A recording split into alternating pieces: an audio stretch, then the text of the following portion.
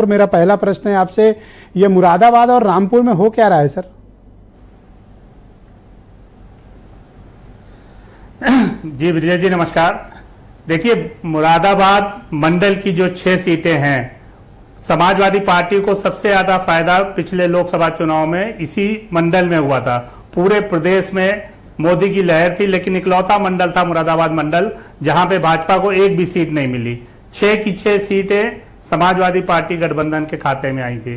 रामपुर हो, मुरादाबाद हो, संभल हो, बिजनौर, महीना और अमरोहा, ये 6 की 6 सीटें भाजपा अपने मतलब मोदी लहर के बावजूद हारी थी। उसका एक बड़ा रीजन था कि उनका जो समीकरण था पिछले लोकसभा चुनाव के दौरान, समाजवादी पार्टी के साथ बहुजन समाजवादी पार्टी का गठबंधन था।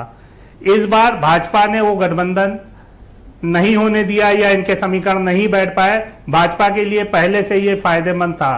अब टिकट बंटवारे के समय समाजवादी पार्टी में जो ये घमासान मचा है, खासतौर से मुरादाबाद और रामपुर की सीट को लेकर के, निश्चित रूप से भाजपा को इसमें फायदा होता दिख रहा है।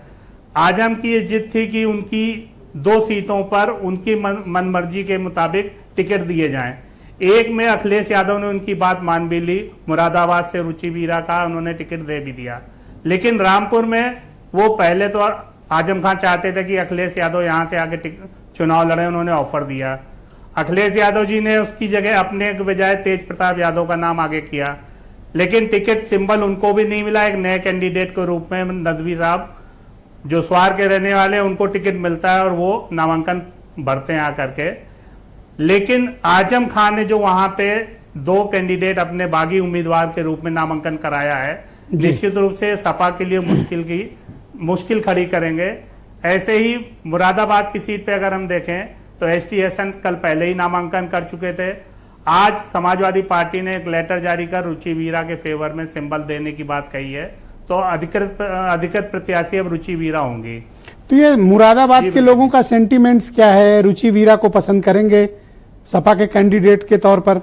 उनका वहां के लोगों के साथ कुछ कनेक्ट हो पाएगा या फिर समाजवादी पार्टी को नुकसान उठाना पड़ेगा? ये तीनों चारों सीटें, अब पूरे मंडल की हम सीटों पे देखें तो मुस्लिम मतदाताओं की संख्या काफी अधिक है। कहीं पे 50% तक है, कहीं पे 50% से ज्यादा है। मुस्लिम यहाँ पे इन सीटों को अपनी सीट मानते हैं कि ये हमारी सीट है, तो उनको वो कैंडिडेट अपनी बिरादरी का चाहिए था। एसटी हसन सुटेबल कैंडिडेट थे समाजवादी पार्टी के। पिछले लोकसभा चुनाव में 2019 के लोकसभा चुनाव में 6.5 लाख के वोट पाकर के वो जीते थे, तो कोई रीजन नहीं बनता था कि उनका आप टिकट बदले।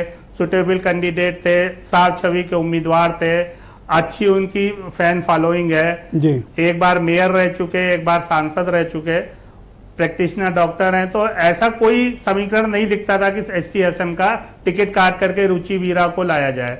रुचि वीरा एक बार की विधायक हैं, उन एक प्रतिष्ठित इंडस्ट्रियलिस्ट हैं वहां के बिजनौर के, उनकी वाइफ है, उनके इंस्टीट्यूट है, लेकिन उनका पॉलिटिकल बैकग्राउंड एसटी हसन के नाते अगर हम दोनों को कंपेयर करें तो एसटी हसन ज्यादा बड़े ओहदे में दिखते हैं। उनकी जो मुस्लिमों में पकड़ है वो कहीं बेहतर है।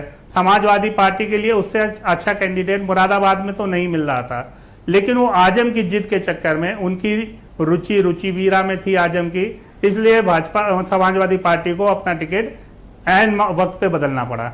जावेद अली हैं समाजवादी पार्टी के राज्यसभा सांसद, उन्होंने ट्विटर पे कुछ लिखा, बड़ा दिलचस्प लिखा है कि नवाबों के दौर में भी मुरादाबाद जी कभी रामपुर के अधीन नहीं था, अब है। इशारा साफ है। निश्चित रूप से, हाँ, निश्चित रूप से ये अखिलेश को समझना पड़ेगा। हालांकि अखिलेश ने बड़प्पन दिखाते हुए 2 सीटों में से 1 सीट पे आजम की बात मान ली थी।